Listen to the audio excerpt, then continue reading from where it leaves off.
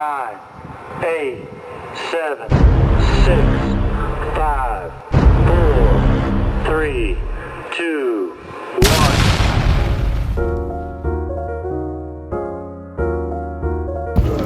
What's good, guys? It's your boy Nuisance back at it again with another video. And today I'm gonna talk to you guys about putting in your 10,000 hours.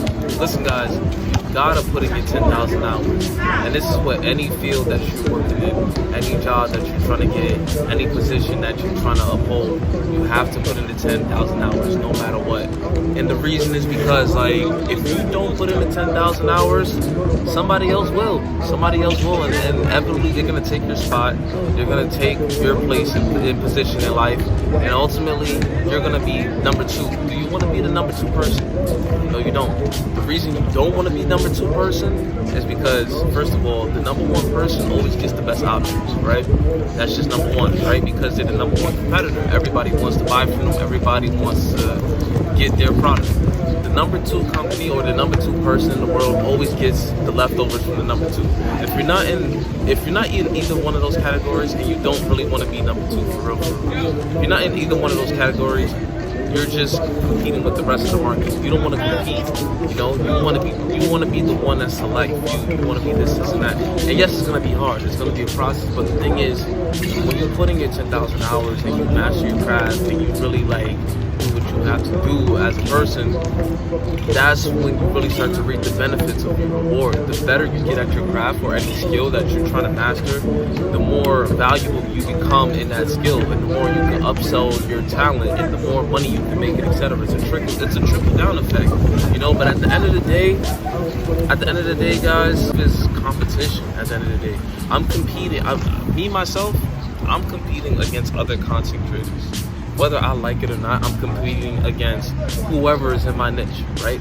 And I have to provide something of value that either is on par with them so that I can compete with them and get the same type of viewers they are, or I could try to find something that they're not doing, implement that into my videos, and help me dominate the space, you know?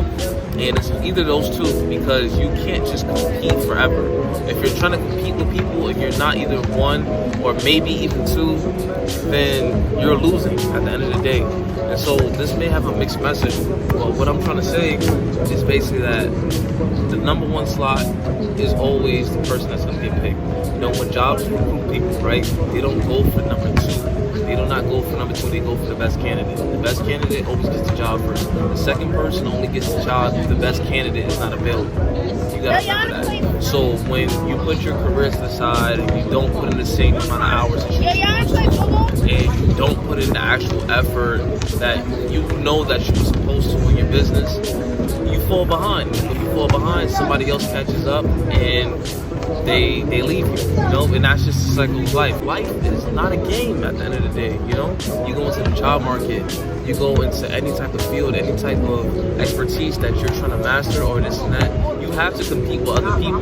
Yes, you can say you don't want to compete this and that, and I had this conversation before, but at the end of the day, we're all competing for top spot. We're all competing for that spot, like where we want to take care of our families and make sure our families are good. Everybody says they want their family to be good, but at the end of the day, are you willing to compete for it? And that's the topic for today, man. Hope you guys like, comment, subscribe, and I'll be back with another one. Peace.